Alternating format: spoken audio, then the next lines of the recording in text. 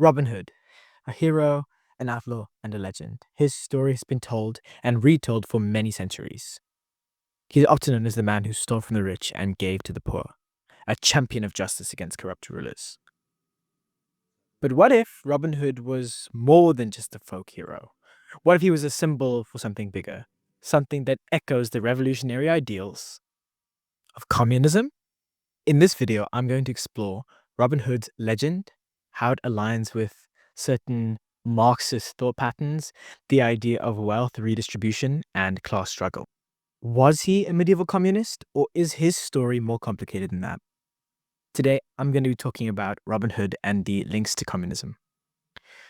Although Robin Hood isn't really a communistic story, it's more socialist in some of its views. Today, I want to break down the parallels between Robin Hood and communism. I'm going to be talking about what Robin Hood is for people who are unaware. I am going to be breaking down simple elements of communism, and then I will draw the parallels between them. I chose communism rather than socialism because it is much more clickbaitable and much more memeable, so I hope that you will bear with me through this one. Thank you. See you. As far as I could tell, the earliest references to Robin Hood come from medieval English ballads, these being songs and poems by minstrels and jesters to tell stories to the folk that they were entertaining. They could have been based on a real person or have been purely folk legends. These ballads and stories happen to be a jest of Robin Hood, which I will spell out for you. Robin Hood and the Monk, which is one of my favorite of the Robin Hood stories, and then Robin Hood and the Potter. Those are the first examples I could find of Robin Hood stories. The basic story of Robin Hood is that he travels with a band of men, and they are in the forest, and they hunt, and they fight, and they play, and they go on adventures, but very often they will steal, infiltrate, whatever the rich people, and they will give or help or assist poor people. That being the people in surrounding villages who don't have enough, that being people who live in the forest, that being people who live in the big towns but are snited by society. That just goes to show the type of person Robin Hood is. The early tales were not overly political, but reflected the tensions between the peasants and the landowners of the time. These stories later evolved in the Elizabethan times, where playwrights like Anthony Munday made the downfall of Robert, Earl of Huntingdon, which reimagined him as a nobleman who lost his lands unjustly, and thus gave him the motivation to become the figure of Robin Hood.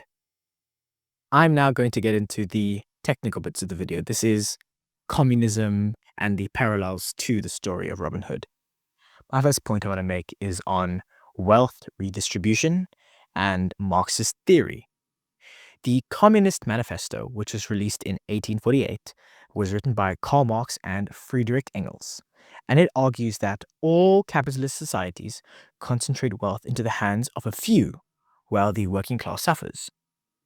In my opinion, Robin Hood really embodies this principle. We see lots of rich, opulent lifestyles by the few people in power, and we see poverty and strife and hardship by most of the common folk. Robin Hood in this scenario really is the idea of communism, not by systemic taxation or the systemic redistribution of wealth, rather through direct action, stealing from corrupt aristocrats and redistributing the wealth to the oppressed. Marx's ideology frames wealth redistribution, the remanaging of money, the taking from something and putting it somewhere else, as a necessary step forward into economic justice and into class equality. A real-world example of a Robin Hood type revolution would be the Bolshevik Revolution, which happened in 1917. And socialistic and economic policies aimed at redistributing wealth from the elites to the workers caused this revolution. This section of the video is dedicated to showing the parallels between feudalism, which is the system that Robin Hood was under, capitalism, which is the system that I believe is the most prominent, the most effective for economic growth, and then the communist ideologies and views. Karl Marx and Engels saw that history was a series of class struggles, oppressed people rising up and oppressors oppressing other people. Robin Hood's England was a feudal society where peasants worked land that wasn't owned by them, was owned by their landlords and their feudal masters. They paid high taxes, worked long hours with very difficult labor, while the Prince Johns of society did nothing.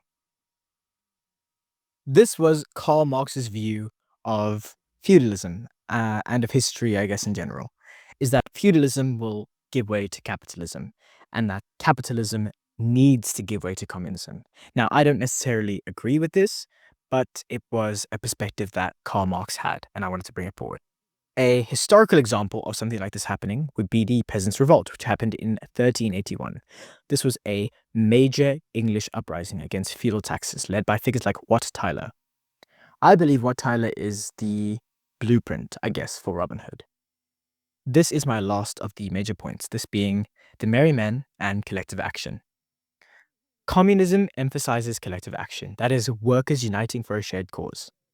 Robin Hood never worked alone. He always had his merry men, his group of friends, who were all unique, distinct, lovable, but all worked for one shared cause, that being to serve Robin Hood in his ideals. The merry men were a self-sufficient community who redistributed wealth without the governing authority of a government body. They made all the decisions among themselves. And often the way they made their decisions were by shooting arrows and seeing who could hit the bullseye, or jousting, fighting each other with sticks, which was messy, but it was the way that they ran their community. Now, I went all of last video without putting in one of my favorite authors of all time, and I genuinely couldn't help it, so I'm going to make a reference to George Orwell. George Orwell's book, Homage to Catalonia, describes socialist militias in their Spanish Civil War conquests, working collectively just like the merry men did. I would highly recommend anyone who is interested in learning more about the related topics that I've spoken about today to do research into this book, because it is genuinely incredible. This is the last major section of my video, this being my discussion, my thoughts, my opinions. So I want to talk about the modern interpretations and the political usage of Robin Hood. Now, Robin Hood has been used by both the left and the right, but honestly, it is more of a liberal idea.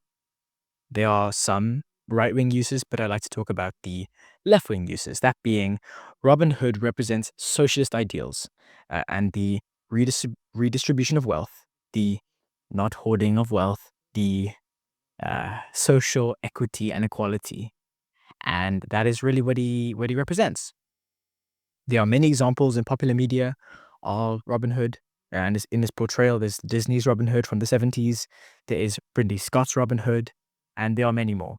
Robin Hood is an extremely iconic figure.